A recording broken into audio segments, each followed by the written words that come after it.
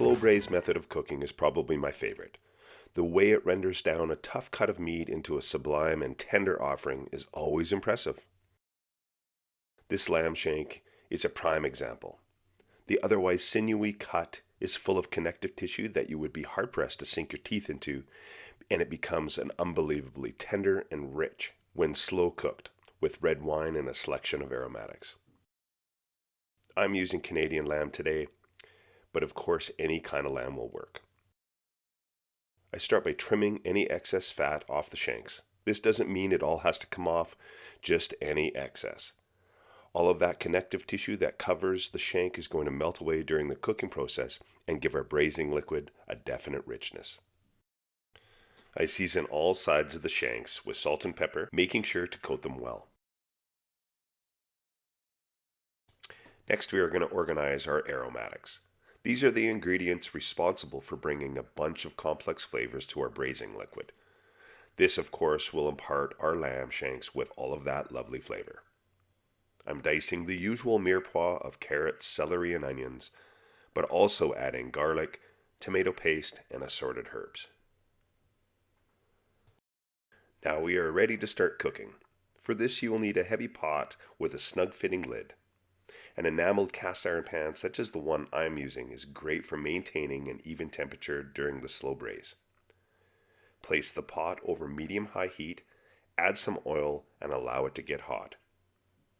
Add your shanks a couple at a time so you don't overcrowd the pan and maintain that heat for a nice sear. Once your shanks have a nice golden color, flip to sear on the other side. Continue this process until the shanks are evenly browned on all sides. Remove the shanks and transfer to a plate and repeat with the remaining shanks, adding a little more oil as needed. This stage of browning the exterior is the beginning of creating our flavor base for our slow braise. Next, we are going to continue to build more flavor by adding our carrots, celery, onions, and garlic to the pan.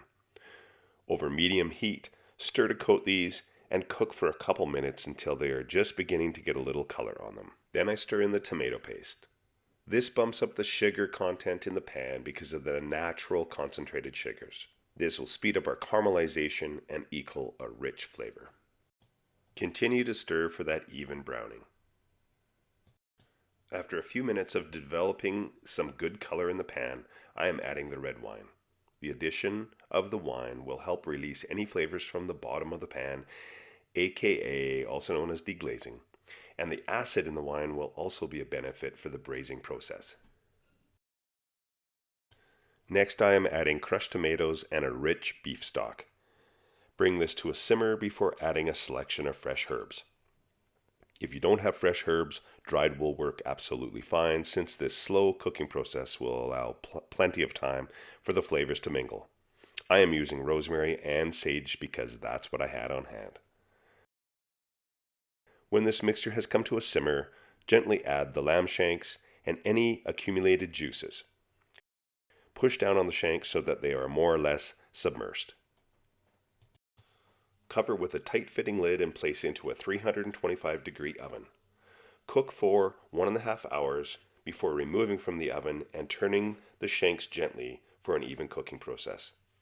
Place back in the oven for an additional 1.5 hours or until very tender and the meat is starting to fall off the bones. Let these rest while you organize your mashed squash and potato mixture.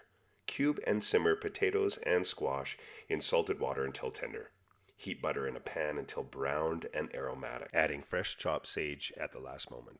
Drain potato and squash mixture and add your brown butter. Mash and season with salt and pepper. And now you are ready to serve your shanks over your brown buttered mash with extra braising sauce over top. Enjoy!